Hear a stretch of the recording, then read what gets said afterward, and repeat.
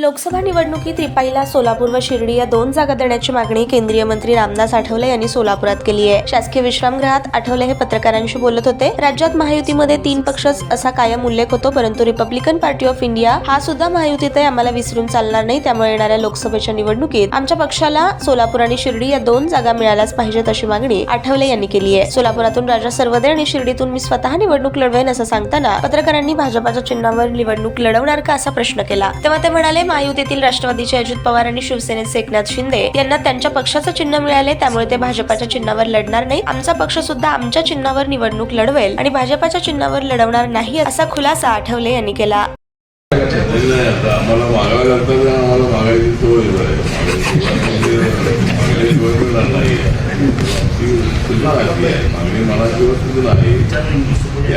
विचार व्हावा या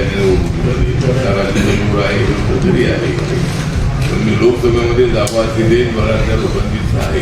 सर, आपण 2 जागा मागितल्या, शिर्डी आणि सोलापूर। त्या जागेवर तुम्ही असणार सोलापूर सांगितलं, दुसऱ्या जागेवरती कुठला उमेदवार असणार? शिर्डीमध्ये मी असणार आहे आणि सोलापूरमध्ये राजे सर्वदे। 2 सीट हे जे बघताय ते कमळाच्या चिन्हावर लढणार का? कारण एकनाथ शिंदे आणि अजित पवार यांच्या जे काही उमेदवारी डिक्लेअर होण्याची शक्यता आहे किंवा दिली जाणार आहे ते कमळाच्या चिन्हावर लढावं अशी त्यांची पक्षाच्या वरिष्ठांकडूनची विचार आहे। त्याबद्दल काय मला माहिती नाही। या दोन्ही पक्षांना सिंबॉल त्यांचं मिळालेलं असल्यामुळं की कमळावर लढतेलाच मला वाटत आहे। तुमची भूमिका माझी भूमिका आहे की मी ज्या वेळेला 3 वेळेला लोकसभेत आलो त्यावेळेला मी माझ्या पक्षाच्या चिन्हावर घेऊन आलेलो आहे।